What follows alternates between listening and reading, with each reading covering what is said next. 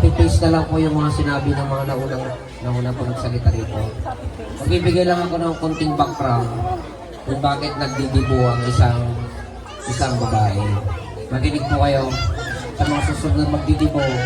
Alam nyo na kung anong ibig sabihin ng pagdidibo.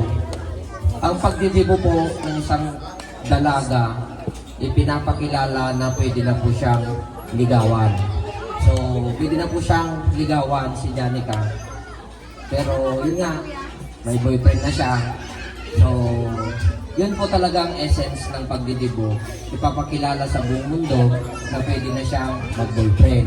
Lumdak sanggas at garaw, masusurot na yung tradisyon. At didibudan, agad damot ni boyfriend na. So, hindi po magandang ano yun. Kaya, sabi nga nila, nandiyan na yan, may boyfriend ka na. Sabi ng tito mo kanina, make it as an inspiration. Ano? So, sana matuto ka sa mga mas matanda sa iyo na inuna ang pag-aasawa, ang pag-boyfriend kaysa sa pag-aaral. Nagsasakripisyo ang nanay mo sa ibang bansa. Yung pag-iyak-iyak mo, hindi lang drama-drama yan. Sa puso mo, mag-aaral kang mabuti. Hindi kami against sa pag-boyfriend mo, nandyan na yan. Basta ipangako nyo lang na dalawa, makapagtapos kayo ng pag-aaral at maging maganda ang inyong kinabukasan. Yun lang naman yun lang naman ang wish ng mga magulang sa kanilang mga anak. Totoo, hindi po tayo happy na nag-a-abroad po tayo kasi nagsasakripisyo tayo. Mas maganda kapiling mo ang pamilya mo. Hindi ko minamaliit yung mga nag-a-abroad. Saludo ako sa mga OFW. Pero kung tatanungin mo sila, mas gusto nila nakapiling nila ang kanilang mga magulang. So, yun na lang ang last resort nila. Pumupunta sila sa abroad, nagsasakripisyo tulad ng nanay mo. Kasi hindi, yun nga, medyo inuna yung pag-asawa kaysa sa pag-aaral. So, Janica, sana lahat ng mga pinagsasabi dito is pumasok sa tinga mo tapos lalabas na. Mag-aral kang mabuti na kung nagpintas di masakbayan, nagpintas ka nga balasang.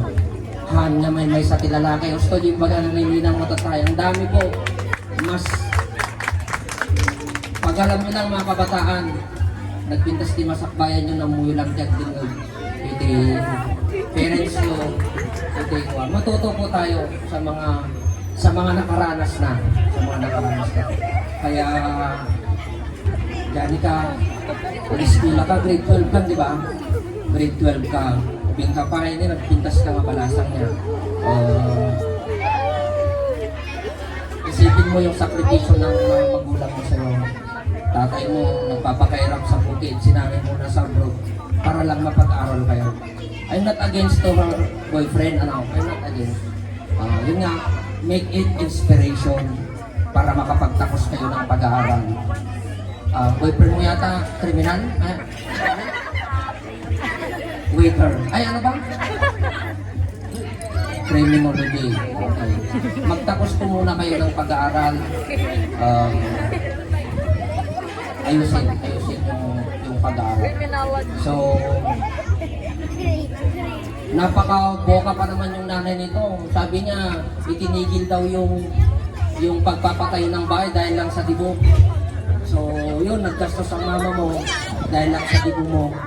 So, ito yung mga sakripisyo ng mga magulang nyo. Kaya in return, ROI, return of investment, pakita niyo yung mga diploma nyo kapag tapos kayo ng college sa magulang nyo. So, ito, ilan ito, baka 1,000. Baka pwedeng makainin ng sukli. So, ayan. Napahaba na sir kasi, ano kasi ito anak ng kapatid kong nasa abroad. So, Janica, pagdamutan mo ito, hindi naman ito peke, ano.